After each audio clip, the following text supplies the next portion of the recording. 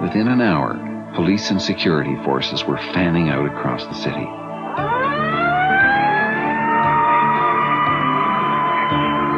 In the pre-dawn darkness, they had their orders. Bring in the suspects.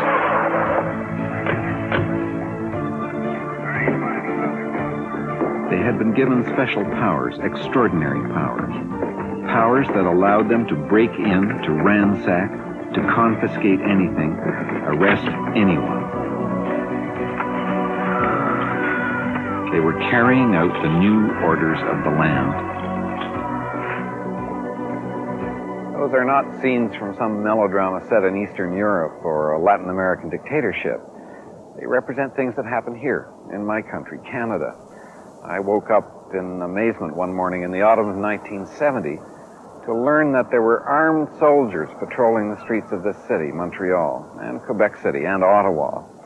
And when the orders went out, more than 450 people were rounded up without charge, without warrant, without explanation, without bail. How could that happen here in peaceful, democratic Canada? Well, this was a response to events in Quebec after a decade of agitation by a growing movement to take this French-speaking province out of Canada. Chronic tension, visible anger, sporadic violence. And suddenly, kidnapped, a local politician and a British diplomat snatched by self-styled revolutionaries. The federal government reacted with an old, half-forgotten legislative bludgeon called the War Measures Act. It's not unusual for the state to send in troops and make a show of strength in an emergency, real or invented. But in my country, when a government wants extraordinary powers, it has to come in here into the Parliament of Canada and ask the permission of the people's representatives. And at that point, it's the job of the opposition to challenge that request, to oppose. When the government said, we wish to suspend certain fundamental civil liberties, democratic civil rights that have been fought and bled for over the centuries, by the way, the opposition should have been screaming to the government, justify it, show us the evidence, tell us why. And the government said, you knew what we know. Trust us. And they did. With a few noble exceptions, the official opposition of the Parliament of Canada went along. And most of the media went along, and 80% of the people of Canada went along. And at that point, I began to ask myself some questions. Are those democratic civil rights just a luxury for the good times? What are the conditions necessary for democracy? And what is it that people mean when they say that word, democracy?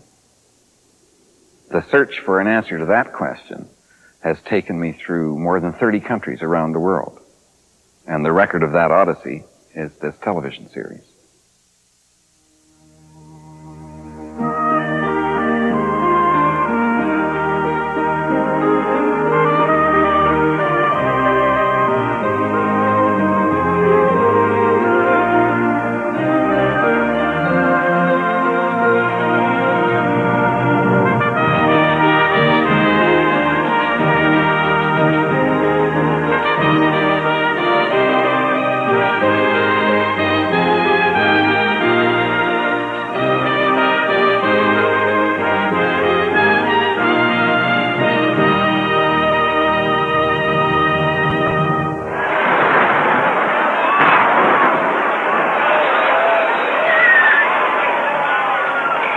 It seems that almost every night the television news reports another uprising as people struggle for democracy.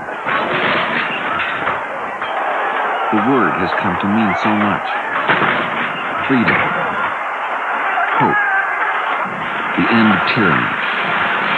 We are seeking higher military government since a long, long time. We watched in hopeful fascination as the people of the Philippines threw out a tyrant, a strong man, and called for the return of democracy. When the fighting started, Marcos's live news conference was cut off. Any propaganda lines.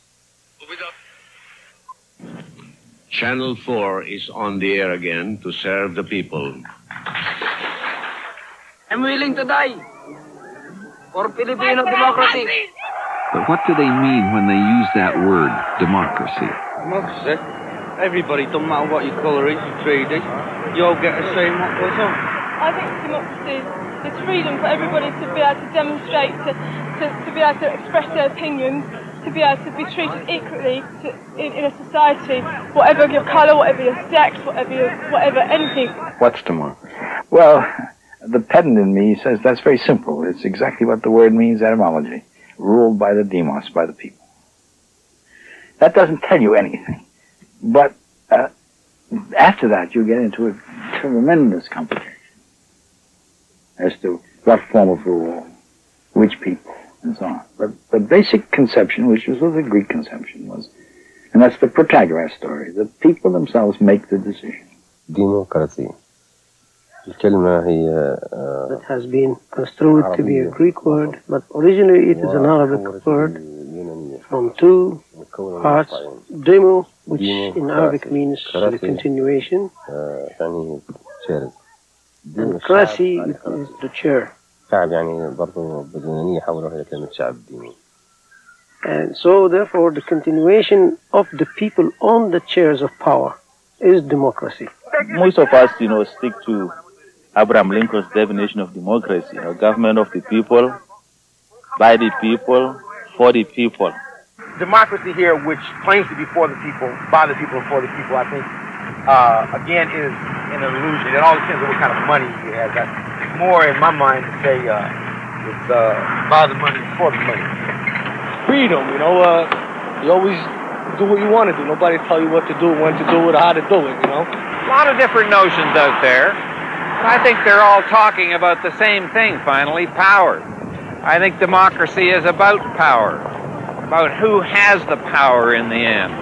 Not the state, not some strong man, but the people. And I believe that when the world was young, the democratic impulse was already there. The first people, slowly inventing language and other tools, grew up deciding things together,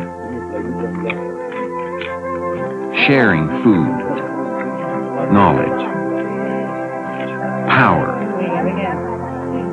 But then, as people settled down and staked out territory and built protective walls because some had more than others, then power over land and livestock led to power over people, and the strong ones took the power, and the weaker ones deferred.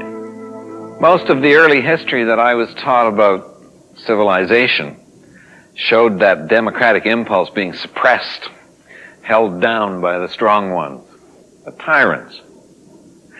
But there was one brief, astonishing interlude when the democratic impulse was forged incandescently into democratic politics. Athens, 508 BC.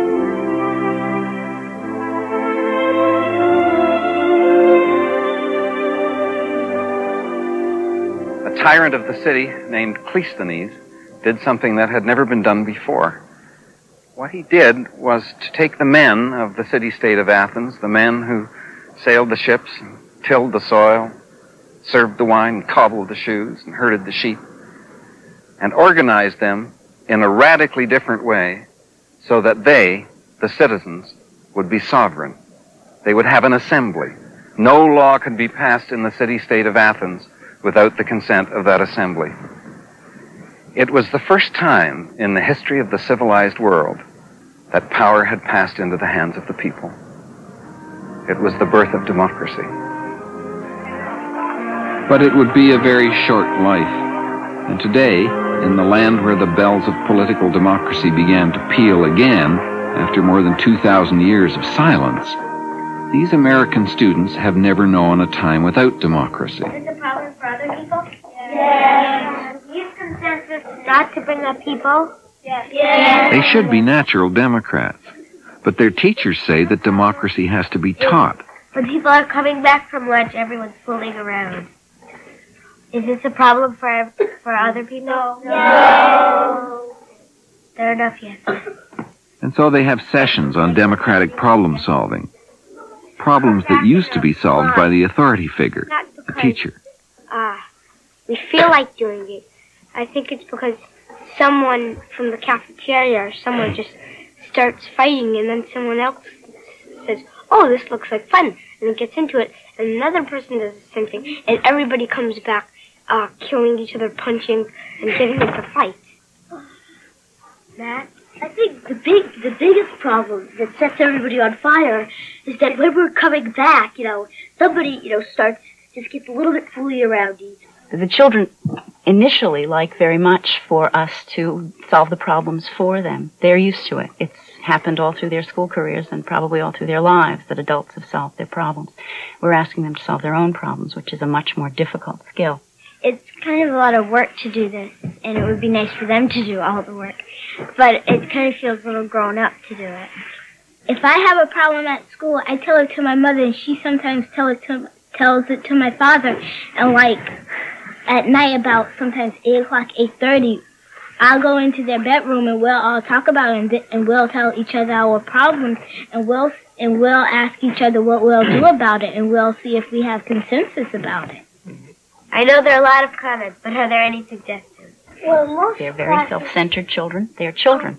Their interests are the most important thing, and it's very clear that unless we impose on them a structure, it would continue to be that way. Certainly in 9 and 10-year-olds, it's clear that democracy is not innate. Do we have consensus for staying for recess? No. Do we have consensus to class it out? Yes. Of course, kids aren't born with the techniques of democratic problem solving, but they are born with one of the key elements of it, the impulse to stand up and say, listen, here's what I want to do. And I've seen in my own children the tension between these two things, the desire to turn their problems over to the authority, me, and the need to be the authority. Well, the great achievement of democracy is that we all become the authority together, the community, the people. But here in Peru, where we came to watch a fragile young democracy struggling with its poverty, Election Day brings armored cars into the streets in this democracy under fire. They need the armored cars and soldiers with automatic weapons to protect the voters from a bizarre Maoist Inca Marxist group of terrorists, the Sendero Luminoso, who blow up polling places and murder election officials. The Senderos say that electoral democracy is a sham. Sendero sostiene de que la democracia proletaria. Their lawyer told us that they have a different meaning for democracy, something that will become operational through armed violence. She says it's been a 6-year people's war. This shantytown near Lima is a product of that so-called people's war. Refugees, many of them orphan children, have fled their lush green valley homes for this parched slum to escape the killing grounds of the conflict between the Sendero Luminoso and the equally brutal government anti-terrorist squads. When they first came, they told us how they were treated. Most of them, their parents were in jail or killed or missing. The drawings the children make are nightmares of their past. A skull, strange, angry symbols. A cemetery. 6 months ago, they didn't want to read, to speak. They just were silent. They were frightened.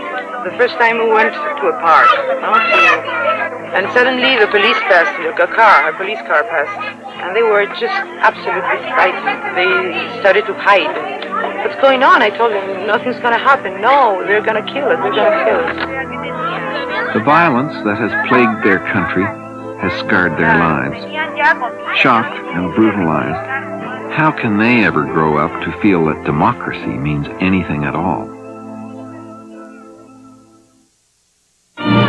Call your local... Allahu Akbar! Allahu Akbar! Allahu Akbar! Allahu Akbar!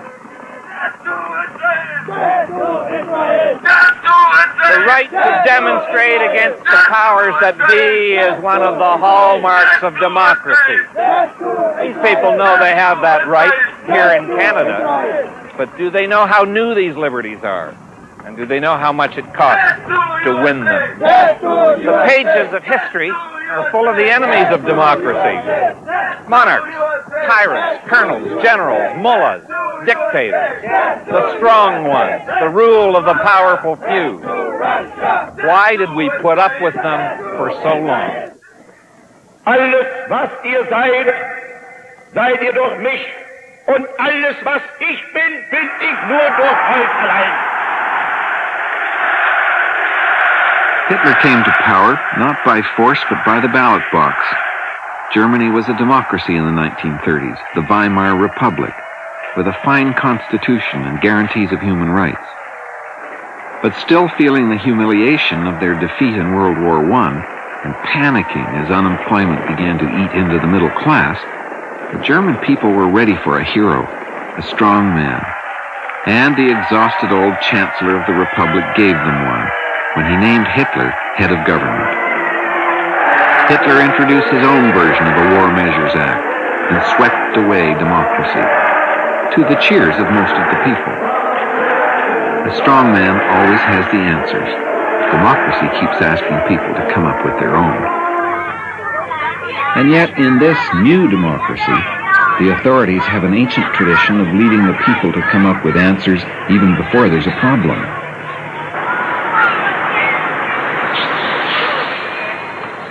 These children of Kashiwazaki, Japan, have come to visit the town's enormous new nuclear reactor that's being developed here by the Tokyo Electric Power Corporation. It's Sunday morning at the end of what's known locally as Thank You Tokyo Electric Power Week, and the Kashiwazaki Chamber of Commerce has arranged with the power company for a group of potentially influential citizens to come out to the reactor site and celebrate this regional national treasure on paper. But there's a puzzle here. This is earthquake country. It's also downwind on the fallout path from Hiroshima. And yet industrial and government authorities have been able to start up a nuclear reactor here without setting off a storm of terrified protest. How can that happen in a democracy that was born out of nuclear fire?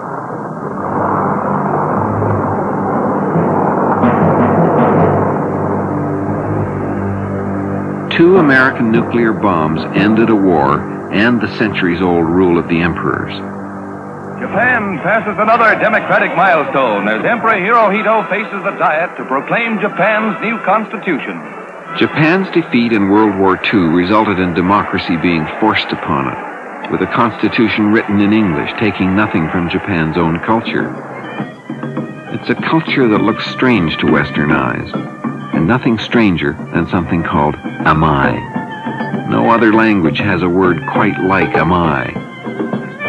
Citizens of Japan not only expect that someone superior will worry about them and look after them, they expect this as a right. That's part of what am I means. It begins in the family. As head of the family, Mr. Kawakami takes on all their responsibilities. That's what superiors do. They give him all their love and loyalty. That's what dependents do.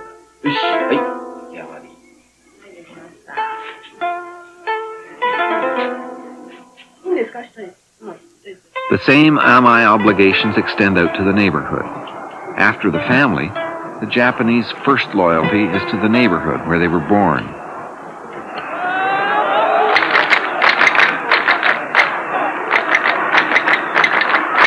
And at the Sanja festival, people flock back to the neighborhood and jostle for the honor of sharing their loyalty by supporting their shrine.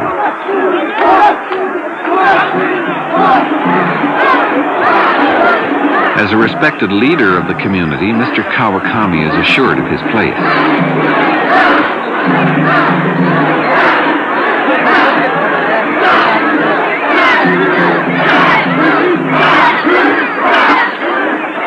I was learning that hidden beneath the surface of festival and family and office and factory is this seldom discussed force, am I, which no one understands better than the big corporations like Tokyo Electric. Before they even began construction on the nuclear plant, the company had to build a foundation of consensus among the local people. And one of the most important sections of the Kashiwazaki community are the women.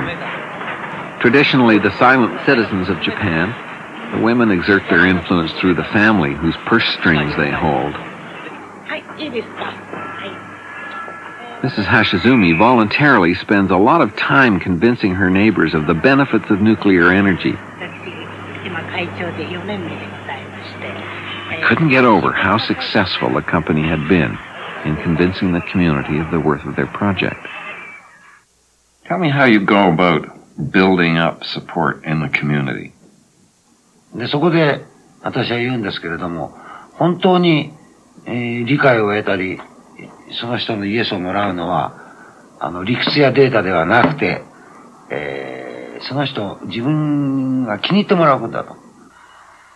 They told me that company officials go and visit the farmers early before they start work at dawn. They help with the weeding. The farmer's wife will invite them in for tea. The ice is broken. A relationship develops. An am-I relationship, including trust, obligation, and expectations.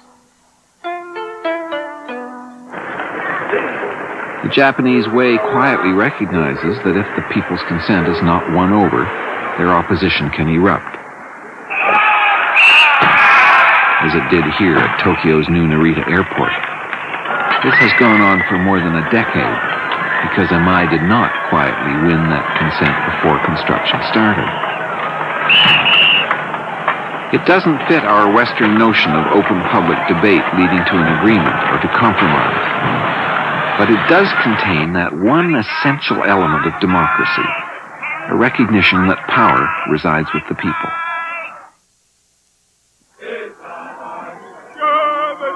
I was surprised to find that a kind of parliamentary democracy I thought we invented recently in the West has been around in Africa for a long, long time.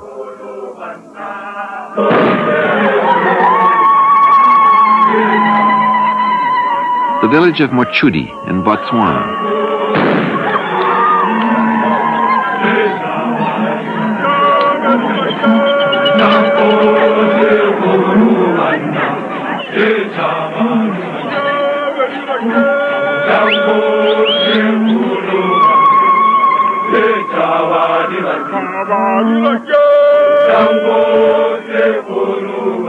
These Tswana people have a chief, but a chief who is not a strong man.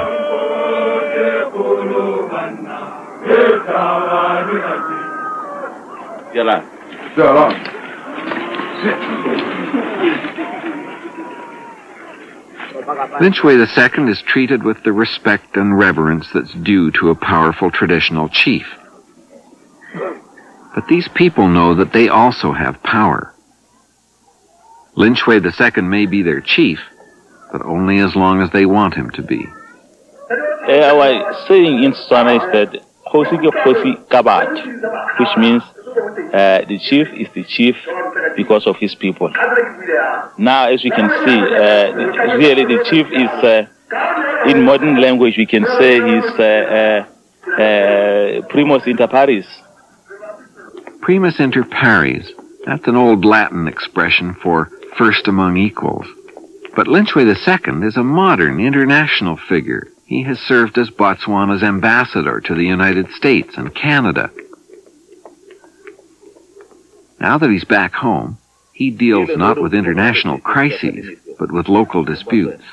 To the villagers of Mochudi, Linchway II is both a father figure dispensing sage advice and a judge dispensing justice.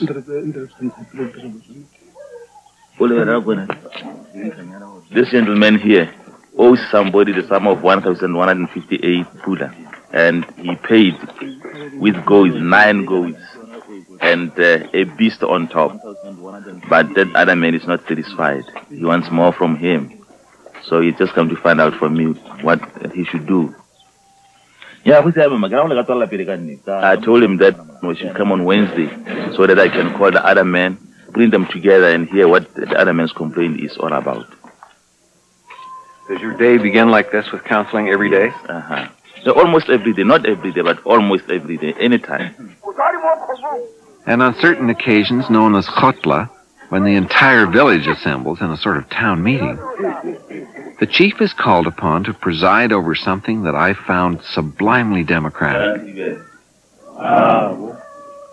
For centuries, the Tswana people have been gathering in a village assembly of this kind. It's known as the khotla.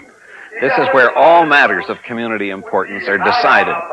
There can be a little khotla anytime the need arises, and 3 times a year, keyed to the cycle of plowing and sowing and harvesting, there are big khotlas like this one. Anyone has the right to stand up and be heard here.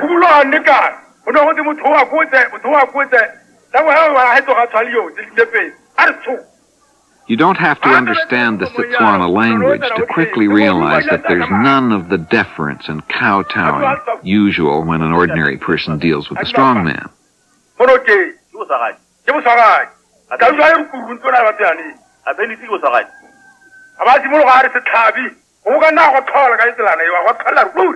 Here there's give and take. It's done openly with tolerance.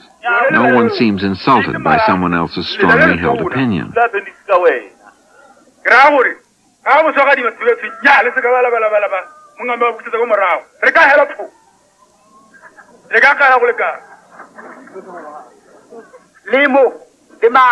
The elders are upset because there's a proposal to change a traditional funeral custom. Lynchway wants to know why it means so much to them and why it shouldn't be changed. They'd already changed another old custom, not allowing women to speak at the khotla. And this is not the first time we try to change or amend our tradition. We've always done it through this forum. We've always had a system of quota. This is where we meet to discuss our problems, to discuss the issues of the important issues of the tribe. This is our parliament. It's our code of law. It's our administrative center.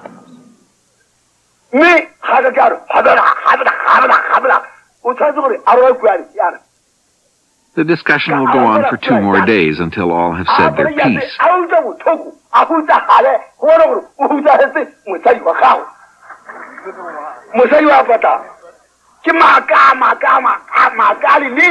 And in the end, they'll come to a compromise. The elders will be permitted to continue in the old ways. Everyone else will follow the new. It reminded me a lot of the democratic compromises we make in Canada.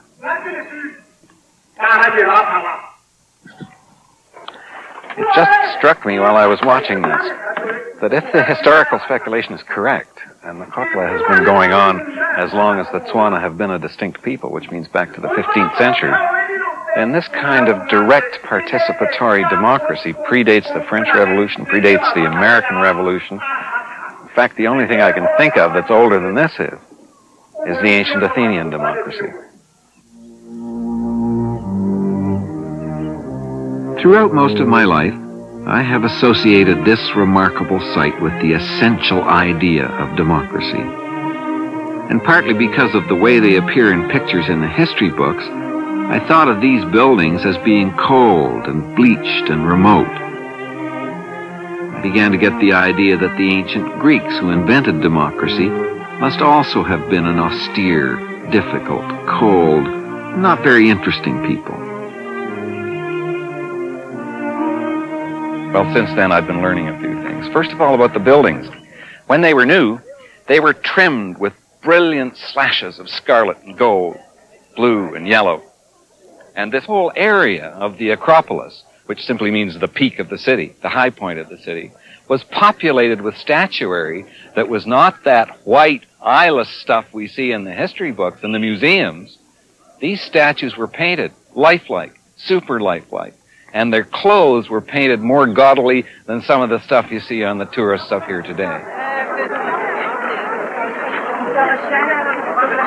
The average price that you'd have to pay to buy a human being in those times would be 170 drachmas. They were made of silver in the ancient times, and they had on them the representation of an owl That was the emblem of ancient Athens, as a matter of fact. They come from all over the world. The guides use words and names of political institutions and people that we feel we should know, even if we don't. Parthenon, Pericles, Plato, Socrates, ostracism, politics, and democracy. But what most of the tourists don't know is that where the ancient Athenians lived their democracy on a daily basis, with passion, humor, good or bad, was not up here on the heights of the city, but down there, in what we'd call the city center, and they called the agora. That's a word that means I gather. And that's where they did gather, to buy and sell and argue and be entertained by performances and music and by philosophers. I think mostly by their own talk.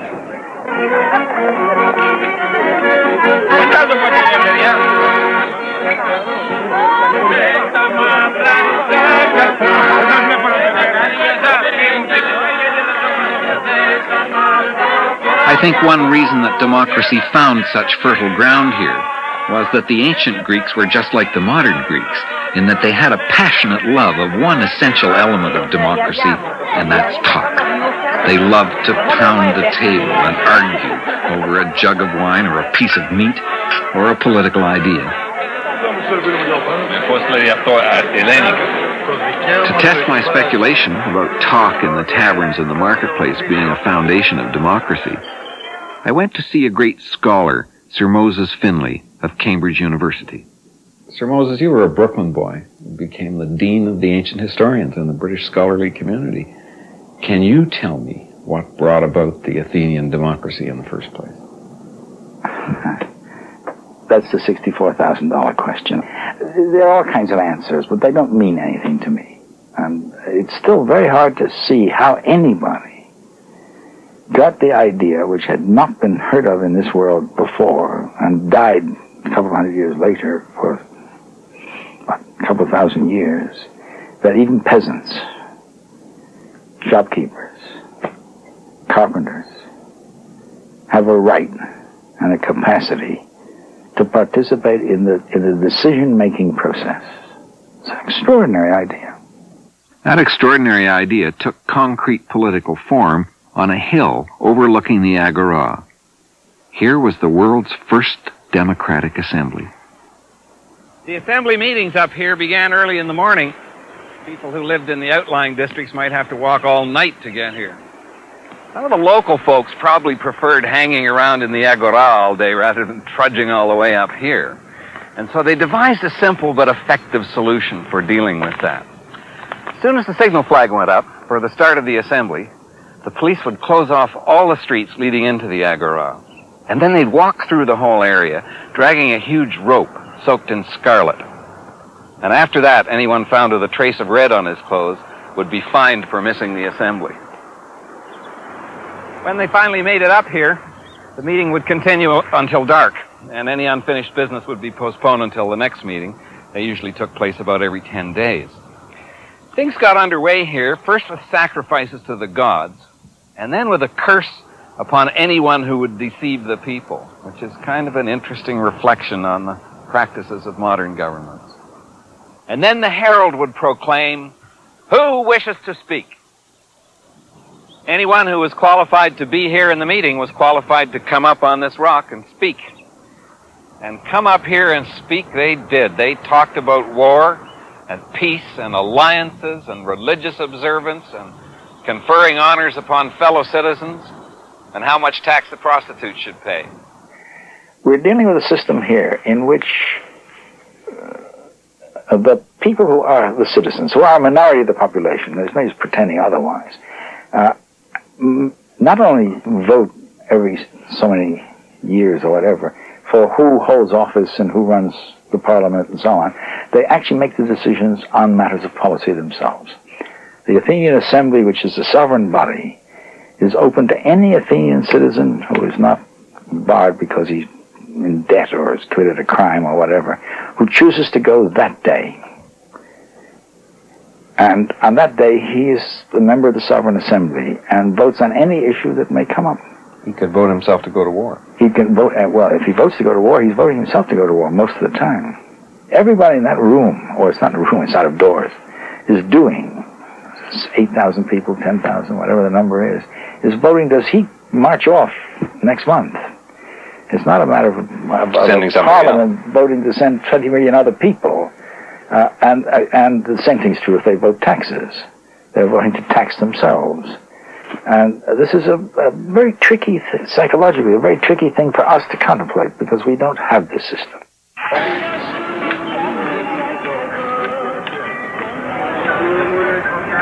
In the ancient Athenian democracy, the shoemaker could become president. So could the poet and the philosopher. Here's how it worked. Your name was drawn by lot. There weren't any elected officials except for some technical experts like the generals of the army or the head of the waterworks or the treasurer. Everybody else, it was like drawing your name out of a hat. And depending on the job you were drawn for, you could serve for as much as a year or as little as a day. The president of the assembly served only for 1 day. And once you had the job, you ran the city, whether it was managing road repair or supervising the courtesans or making sure that the night soil collector dropped his load far enough away from the city. There were no departments of government, no civil service, no bureaucracy. But the citizens did have to pay taxes, partly to build these marvelous temples. In the beginning, there was opposition to them, but the people were finally persuaded by a remarkable man, Pericles. Pericles had a vision of a city governed with tolerance, law, virtue, and beauty. And through his efforts, that vision became reality in the city of Athens. This is an unpaid leadership. There are no offices for them. And Pericles maintains his hold on the population by a day-to-day performance.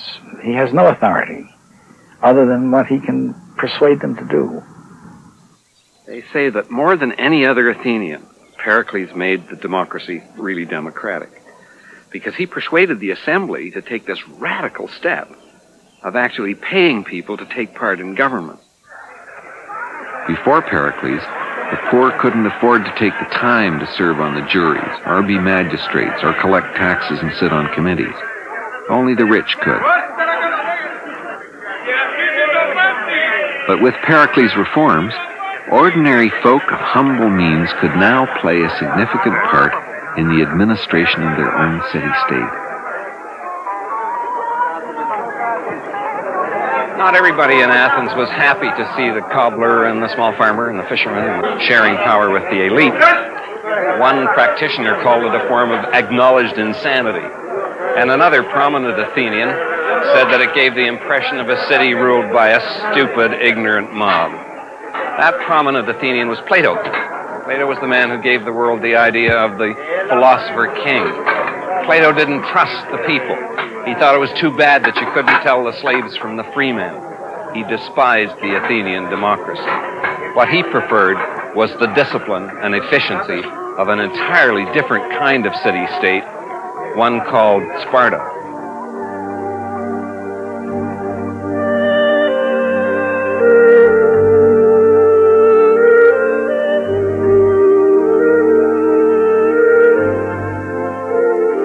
This is about what there is left of ancient Sparta. No elegant statues or majestic temples here. And as far as we know, there never were.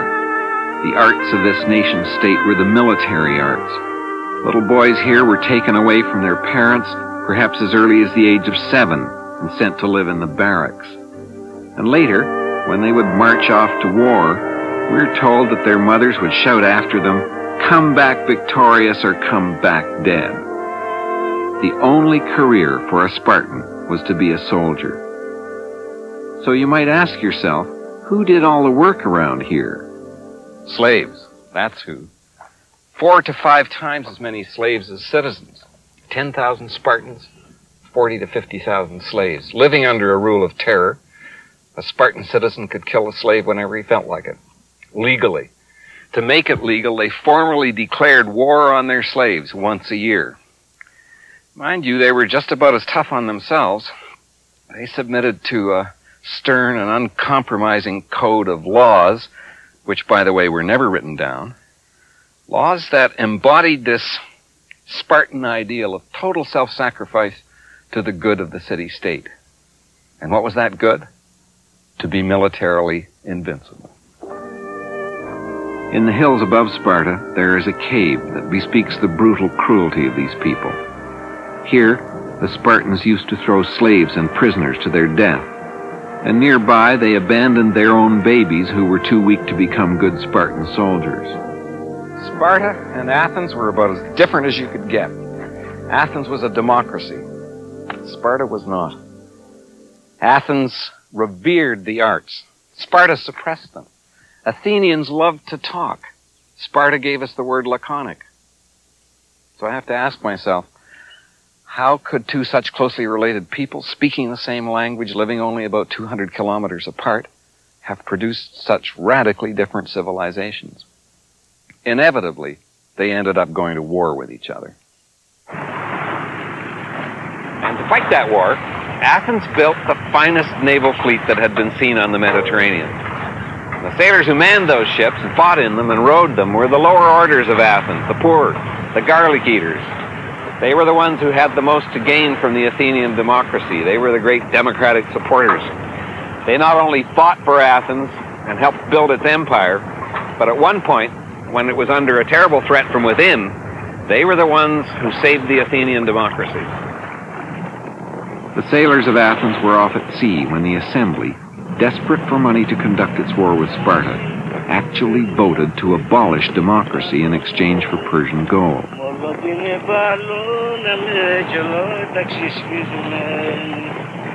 When the sailors found out, they stormed back to the city and restored democracy.